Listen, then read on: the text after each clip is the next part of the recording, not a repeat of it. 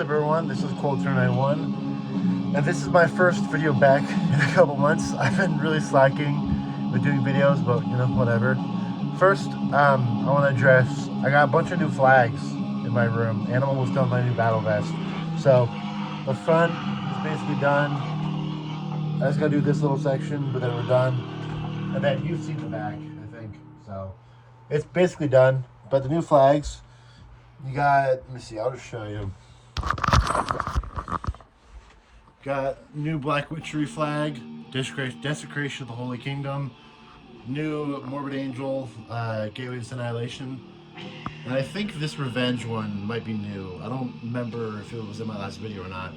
But yeah, anyway, I got Black Witchery and then Morbid Angel. So yeah. But today we are going to be talking about a incredibly important band to the history of black metal. We are going to be talking about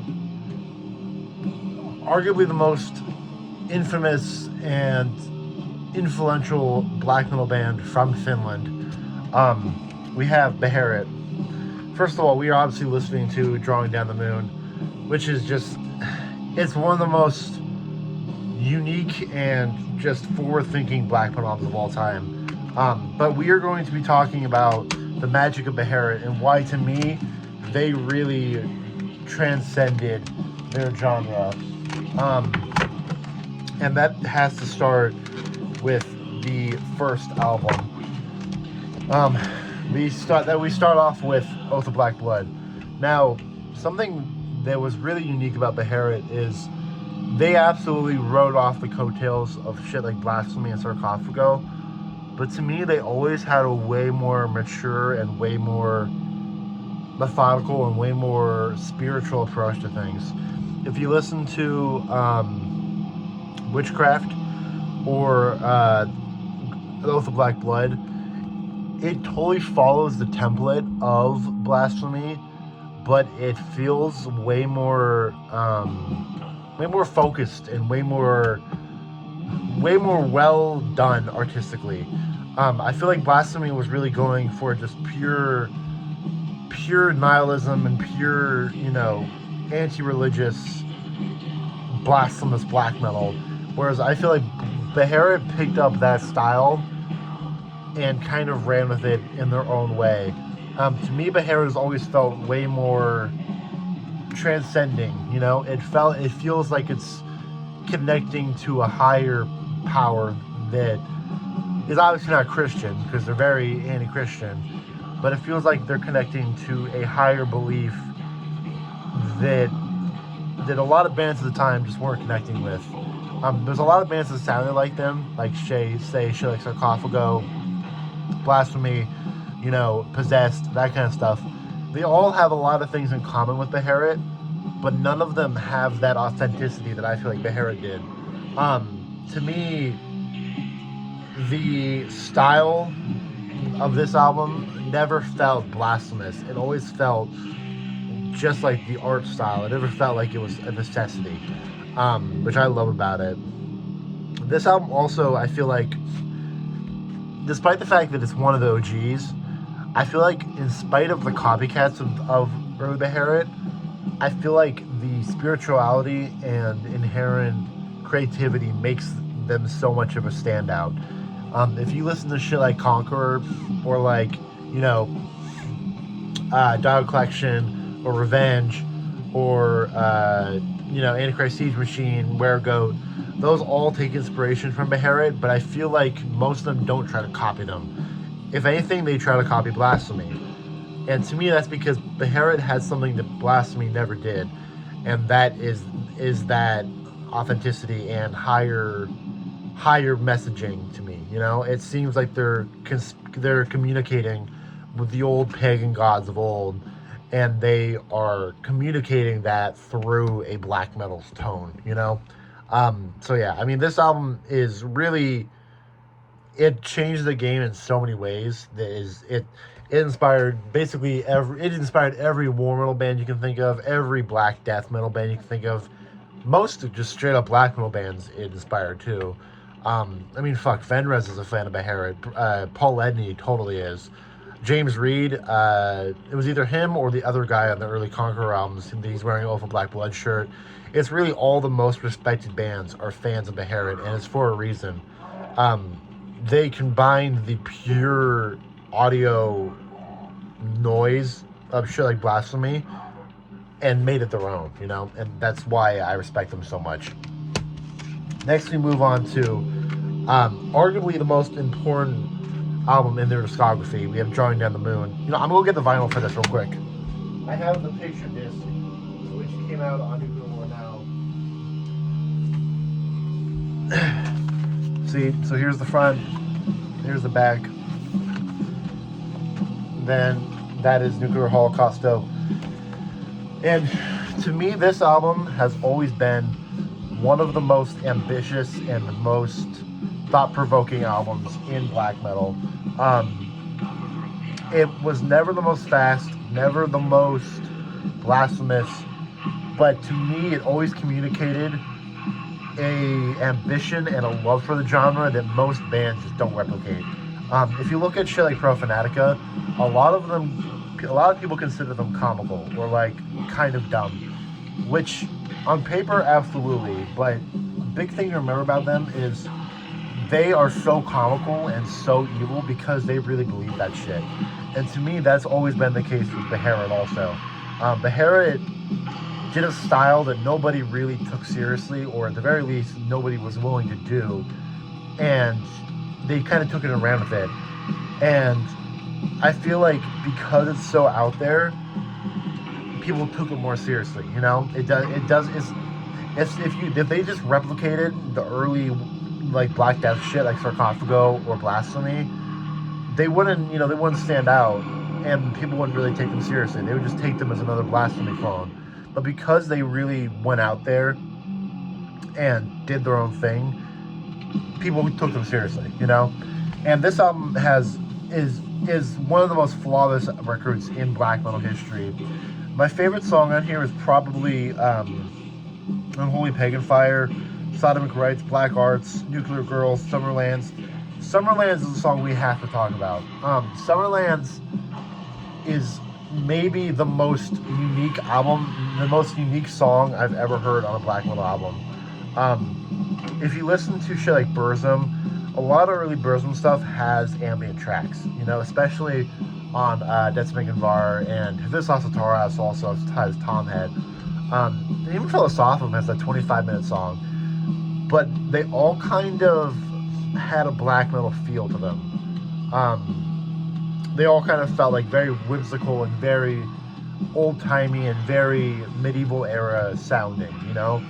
Whereas Beherit wasn't going for that. What they were going for was black metal which worshipped the pagan gods and which worshipped the earth, you know? And they worshipped times before Christianity and times before, I believe paganism was even before the Norse gods, the Norse religions. I could be wrong though. But either way, the point is, Beherit has a much more naturalistic and much more earth and much more pagan-driven vein than all other black metal. And Summerlands is the showcasing of that.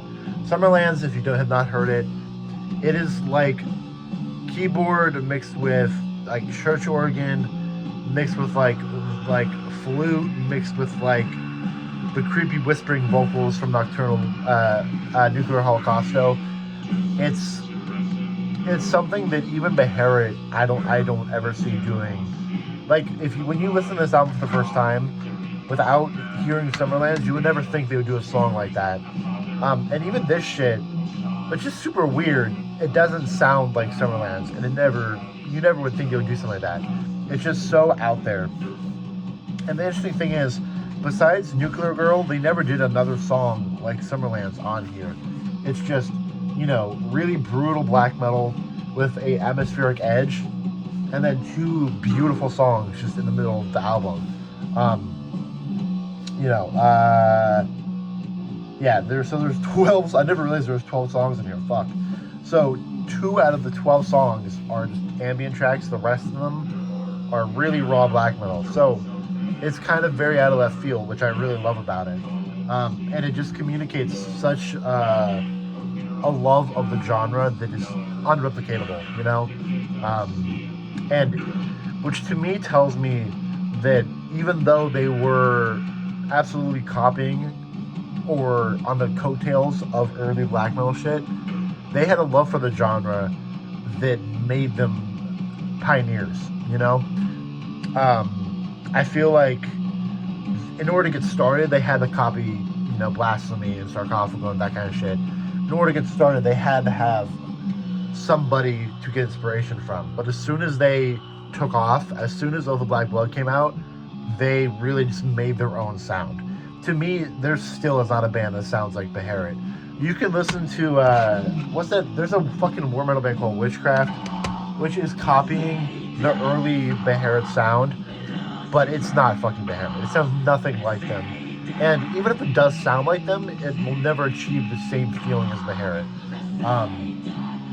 Beherit just this is going to sound really corny, but it's true. The feeling of when you're walking through a forest and you see birds flying around and it's just serenity and it's beautiful, but you can also tell there's a bit of a dark undertone to it. That is what Beherit feels like to me. It feels like you're walking through the forest or you're walking through a valley and you're just enveloped in the beauty of the earth. But it's weird because Beherit communicated that in a dark way. So it's really easy to lose track of the beauty in it. But yeah, anyway, I could ramble on about this album forever. It's one of the best albums in the history of black metal. I don't want to take my jacket off, but I have a woven patch of this album on there. And it defined a genre. It didn't just define a genre, it started a new era of the genre. And you gotta applaud it for that. Now, from Drawing Down the Moon on, they went to ambient music. You know, they went to the really ethereal and really epic, I guess you'd say, epic ambient music. Which is interesting because I have not heard those albums in full. I've just heard bits and pieces of it. And it reminds me a lot of, those really Burzum ambient tracks, you know? And it evokes a different feeling because the early Burzum songs, like I said, felt like you were in this dark castle or you're in this fantastical land of the Middle Ages. And Beherit did that style, but it always has felt different to me, which I just can't explain, but you guys probably get what I mean. But since I haven't heard those albums in full, I'm not going to talk about them too much. But then the next ones, I have two more albums I got to talk about.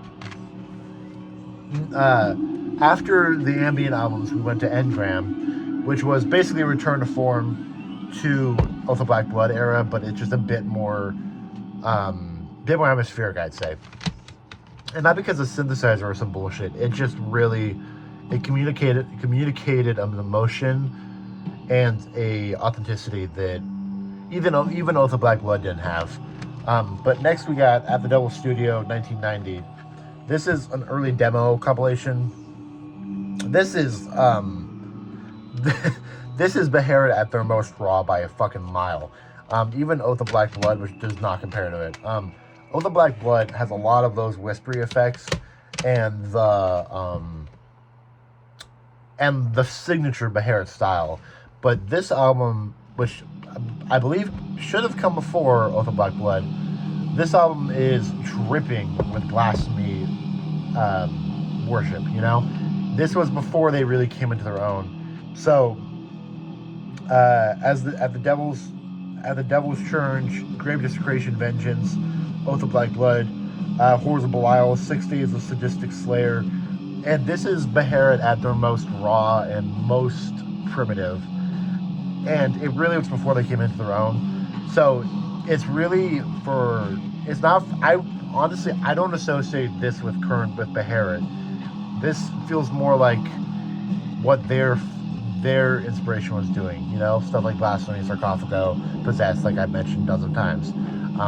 This is before they came into their own. So yeah, it's amazing stuff, but it's just not what I think of when I listen to Beherit. And then next we have Unholy Blessings, which this was up until 91. So this was all the really, really early stuff. It Same thing as at the Devil Studio.